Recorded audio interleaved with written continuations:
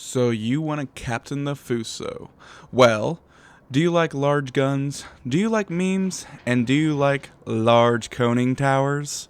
Then the Fuso is for you. Make sure to subscribe to stay notified whenever I post a new video down below, and let's get into it. The history of the Fuso is kind of interesting.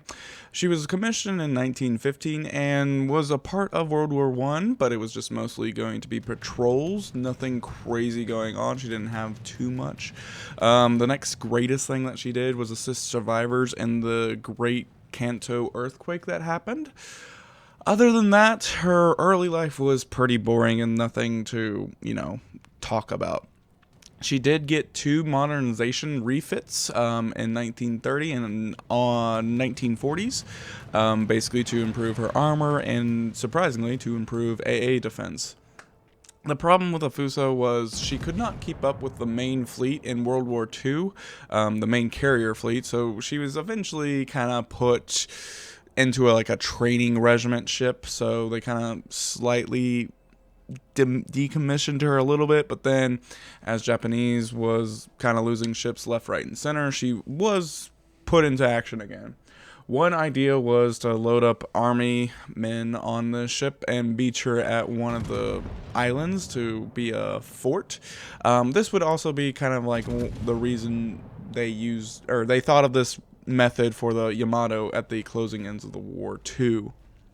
But she did eventually partake in the Battle of the Sargate Strait,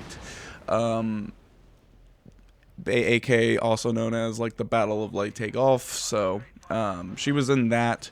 The problem is there's not really good historical accounts because there's only 10 survivors from the Fuso, because the Fuso was sunk at the Battle of Sargate Strait.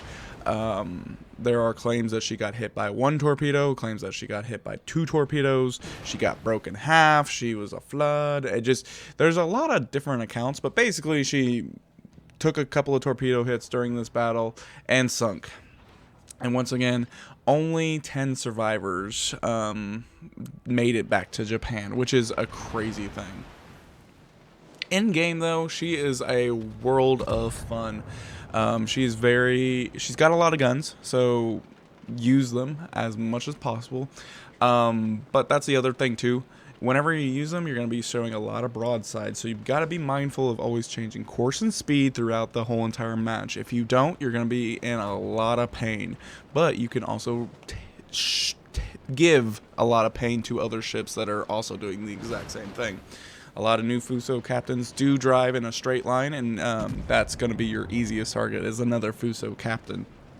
But you're going to struggle a little bit with higher tiers. I mean, you'll still do okay. Don't get me wrong.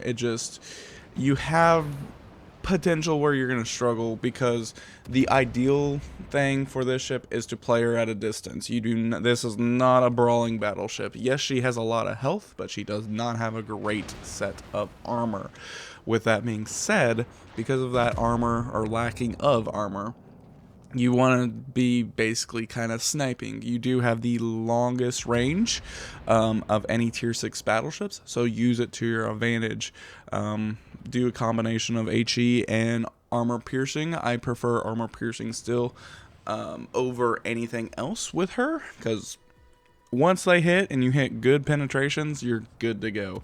You're going to be, if a battleship's angling at you, use HE. With that being said, I already alluded to it. She's going to be a far away ship, so make sure you're kind of still taking cover so that you're not getting shot from all over the world. But if it's towards the end of the game, yes, you can brawl with other battleships. It's gonna be kind of depending on how much health you have. If you take Superintendent, you're gonna get a lot of health charges, which can particularly save you and heal you up, depending as long as you haven't taken that many armor-piercing shots. So, hopefully you're just taking HE hits and getting set on fire, and basically that's what you're gonna be healing yourself with. So, also with that, her AA defense sucks. you need to make friends with the cruisers, especially the U.S. cruisers, so that they can help defend you off against any AA or any aircraft attack against you.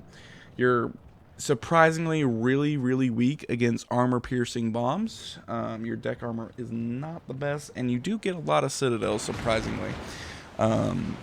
Your torpedo belt will be okay against any torpedo dive bombers or torpedo bombers. It's just the dive bombers are the thing that's gonna really hurt you, and hopefully you make best friends with other cruisers, because your AA defense not existent. But with that being said, as I kind of already alluded to, you want to keep moving, changing course and speed, because you do not have the best torpedo boat ever, or torpedo reduction. It's okay. It's not the best. You can do better, that's for sure. Now, with that being said, hopefully you guys can kind of see why I truly do enjoy this ship. It's kind of like one of those good credit tiers, where you're at tier 6, you're not too overpowered, or there's not too much overpowered things in the game, and you can get really good on your credit scores, especially now with the new update where you can put 200 flags on a ship almost.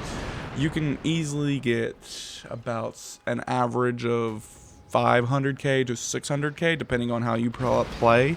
I'm of course excluding you dying instantly in the game. Now with the captain perks are pretty much anything typical that you're trying to just go for a Yamato. I say tier 4 is up in the air. Yes, the fire prevention is very helpful, but I also feel like you want more of a location, radio positioning finding, or even concealment expert, because your ship is going to be detected no matter what. That's kind of like the trade of being able to shoot very far away, is you cannot stealth shoot, and you're also detected at further ranges. So you could potentially go concealment expert. It just kind of depends on your playstyle. I still probably, tier 4...